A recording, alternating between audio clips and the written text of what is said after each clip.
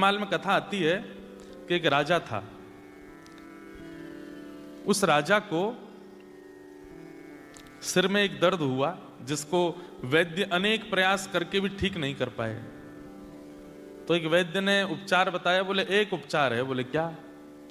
मानसरोवर में जो हंस रहते हैं उन हंसों को मार करके उनके हृदय से एक लेप बनाया जाएगा। वो लेप जब माथे पर लगाया जाएगा तब राजा का पीड़ा दूर होगी। राजा ने अपने सब सैनिकों को आज्ञा की, मानसरोवर जाओ और वहां से हंसों को पकड़ के लाओ, मेरा दर्द ठीक होना चाहिए।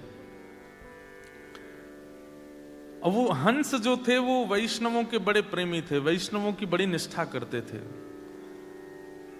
ठाकुर जी भी वैष्णव निष्ठा करने वाले से बड़ा प्रेम करते हैं। जो वैष्णवों की सेवा करता है, भक्तों की सेवा करता है, उससे ठाकुर जी को बहुत प्रेम होता है। तो उन हंसों से ठाकुर जी बहुत प्रेम करते थे क्योंकि वो वैष्णवों की बड़ी सेवा करते थे। जब कभी भी मानसरोवर पर कोई संत आते, वैष्णव आते, भक्त आते तो ये हंस जाते थे, उनको प्रणाम करते थे, उनको वंदन करते थे। और आज इन्हीं हंस को पकड़ने के लिए राजा के सैनिक आ रहे हैं। सैनिकों को देख करके हंस वहां से भाग गए।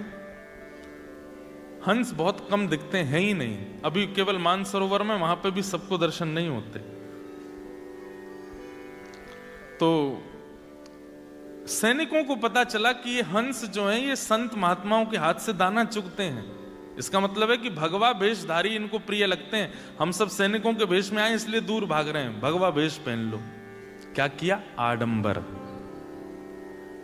हैं सैनिक, लेकिन बन करके कैसे आए? जटा जूट बांध करके, तिलक फोटा लगा करके, धोती वोती पहन करके, संत जैसा हाथ में करताल लेकर के नारायण नारायण करके मानसरोवर पर सैनिक आ गए।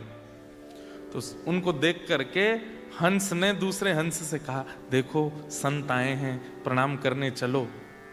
तो दूसरा हंस बोलता है, ये संत नहीं है, ये वही हैं जो कल हमको पकड़ने आए थे, जो हमको मारने ले जाने वाले हैं, ये वही आए हैं। तब पहला हंस कहता है, बोले कि मुझे भी पता है ये वही हैं, लेकिन इनके भेष देखो, इनकी वेशभूषा देखो, इनका स्वरूप देखो, ये तो संत के रूप में आए हैं ना। और हमारा आज तक नियम रहा है कि हम संतों को प्रणाम करते हैं। भले ही वो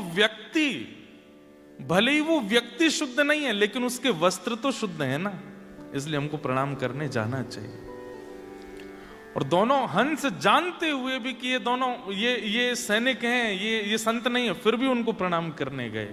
और जैसे ही प्रणाम करने लगे उन सैनिकों ने तुरंत अपना चोला हटा दिया और हंसों को बंदी बना करके जाले में बांध करके ले गए राजा के यहां। ठाकुर जी इस लीला को देख रहे थे, बहुत ध्यान से सुनना। ठाकुर जी इस लीला को देख रहे थे और लक्ष्मी जी से बोले, देखो ये दोनों जानते थे कि ये सैनिक हैं, संत नहीं है, लेकिन केवल उनकी वेशभूषा संतों की थी, इसलिए चले गए और प्रणाम। लक्ष्मी से भगवान बोले, देखो ये दोनों जानते हैं कि ये संत नहीं है, सैनिक हैं, लेकिन फिर भी अपने जान की बाजी लगा करके प्रणाम करने गए क्योंकि उनके वस्त्र संतों के थे, रसिकों के थे। लक्ष्मी जी बोली, अब क्या होगा?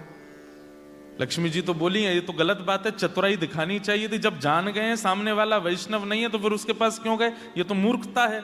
ठाकुर जी बोले, तुम नहीं समझोगे। भगवान बोले, अब इनकी रक्षा करने मैं जाऊंगा। और ठाकुर जी राजा के यहाँ एक वैद्य बन करके पहुंच गए और बोले, देखो राजन, इन हंसों को मत मारो, मेरे पास एक औषधि है, मैं औषधि लगाऊंगा और औषधि लगाती अगर तुम्हारी पीड़ा दूर ना हो जाए तो कहना, लेकिन अगर पीड़ा दूर हो जाए तो इन हंसों को वापस छुड़वा देना। ठाकुर जी ने अपने हाथ से पे लेप बना करके राजा को लगाया, राजा की पीड़ा दूर हो गई। राजा बड़ा प्रसन्न हो गया। वैद्य को खोजो, कहाँ है जो मेरा लेप बना के लाया था? ठाकुर जी तो अंतर ध्यान हो गए। तब हंसों ने बताया, बोले कि वो वैद्य कोई और नहीं, ठाकुर जी थे। क्योंकि हम जानते हुए भी तुम्हारे सैनिकों के हवाले हो गए, क्योंकि वो संतों के वेश में थे, इसलिए हमारी रक्षा करने स्वयं ठाकुर जी आए थे।